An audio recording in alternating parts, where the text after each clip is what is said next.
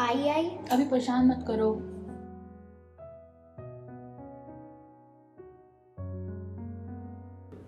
आजी आजी आइए, क्या बना रही है? हाँ, पता नहीं आजकल बच्चे अपनी संस्कृति भूल गए हैं। आजी, आजकल रंगोली में इतनी मेहनत कोई भी नहीं करता। अभी बहुत काम बचा है, अभी यही वेस्ट है।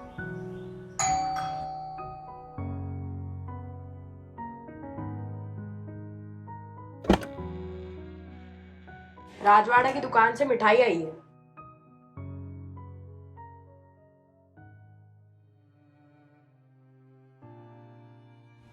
आई आई, ये मिठाई मुझे अच्छी नहीं दिखती, मुझे आजी के हाथ की ही खानी है।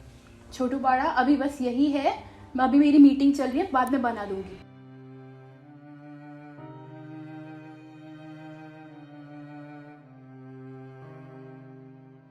अभी परेशान मत करो।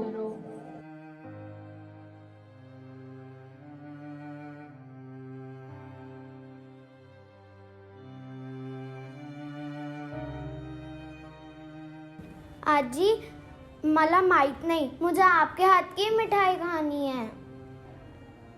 बाड़ा, तेरी आई के पास तो टाइम नहीं है और इन बूढ़ी हड्डियों में क्षमता नहीं है।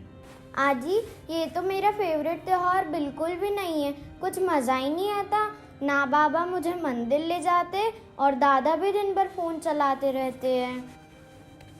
आजी, मुझे नहीं लग रहा ये सब अच्छा। जब आप छोटे थे तब आपके साथ भी यही होता था। नहीं बाड़ा, हमारे समय में दिवाली जासन कैसे मनाते थे, आओ मैं तुम्हें बताती हूँ। दिवाली 5 दिन का त्योहार होता है और इस त्योहार की शुरुआत धनतेरस की पर्व से होती है।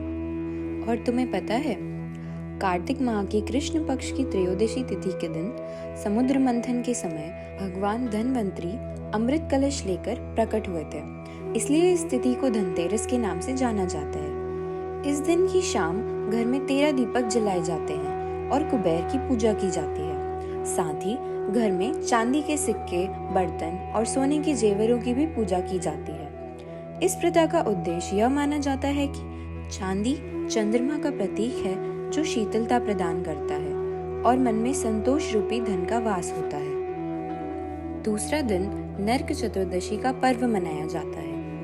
कार्तिक कृष्ण चतुर्दशी के दिन प्रातः काल स्नान करके श्री कृष्ण की पूजा की जाती है। अब बाड़ा, तुमने तो सुना ही होगा, बुराई के आगे हमेशा सच्चाई की जीत होती है। इसी दिन श्री कृष्ण ने एक दैत्य नरकासुर का संहार किया था। इसीलिए मंदिर में श्री कृष्ण भगवान के दर्शन करना अत्यंत पुण्यदायक कहा गया है।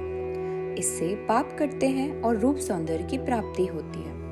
तुम्हें पता है, हमारा पूरा परिवार सुबह जल्दी उठकर स्नान करके श्री कृष्ण मंदिर में पूजा करने जाता था और खूब आनंद के साथ श्री कृष्ण के भजन गाया करते थे। अब आता है दिवाली का दिन, जिसके लिए हम सभी अति उत्साहित रहते थे। पूरे साल भर हम इसका इंतजार करते थे, क्योंकि इस दिन जो खुशी होती है उसकी बात ही कुछ और थी। इसी दिन अयोध्या के राजा भगवान श्री राम अपने 14 वर्ष के वनवास के पश्चात लौटे थे। अयोध्या वासियों का हृदय अपने परम प्रिय राजा के आगमन से प्रफुल्लित हो उठा था। इसी खुशी में सभी अपने घर में घी के दीपक जलाते हैं। इसी दिन देवी लक्ष्मी की पूजा की जाती है। माँ लक्ष्मी का पूजन करने से धन से जुड़ी तमाम परेशानियां दूर हो जाती हैं और माँ लक्ष्मी की कृपा प्राप्ति होती है। इसीलिए दिवाली का त्योहार खूब धूमधाम से मनाया जाता है। तो बाड़ा, आता आई क्या दिवस की कहानी? तो आओ, अब मैं तुम्हें चौथे दिन की कहानी सुनाती हूँ। दीपावली के 5 दिनी उत्सवों में अगली सुबह गोवर्धन पूजा की जाती है। इस दिन गोबर से गोवर्धन की आकृति बनाकर उसके समीप विराजमान श्री कृष्ण के सम्मुख गाय तथा ग्वाल बालाओं की पूजा भी की जाती है। अब तुम्हारे बाबा तो दिवाली के अगले दिन ही अपने दफ्तर के काम से निकल जाते हैं, पर हमारे समय पे सारी बेटियां अपने पिता को तिलक करती थी, क्योंकि कहा जाता है बेटियों में लक्ष्मी जी का वास होता है और इसी के सम्मुख पिता अपनी बेटी को धनराशि या कोई भी जेवर उपहार के रूप में देते थे। क्या तुम्हें सुनने में आनंद आ रहा है? तो आओ, अब आखिरी दिन की बात बताती हूँ। भाई दूज का त्योहार, जो कि कार्तिक मास के शुक्ल पक्ष की द्वितीय तिथि को मनाया जाने वाला हिंदू धर्म का पर्व है, जिसे यम द्वितीया भी कहते हैं। ऐसी मान्यता है कि इस तिथि को मृत्यु के देवता यमराज अपनी बहन यमुना के आग्रह पर उनके घर गए थे। यमुना को दिए गए वरदान स्वरूप ही इस त्योहार को मनाने की परंपरा शुरू हुई है।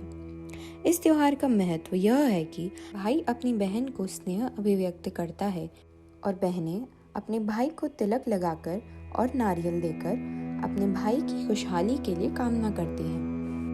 अब तक तो तुम्हें हर पर्व की पौराणिक कथा की जानकारी हो ही गई होगी। आजी, अब हम भी आपके टाइम जैसी दिवाली बनाएंगे, हैप्पी वाली और मस्ती वाली। हाँ बाड़ा, भला। तो इसी तरह से मराठी समाज अपनी दिवाली मनाता है। वैसे छोटू की दादी से कहानी सुनकर आप सभी को भी मजा तो खूब आया होगा।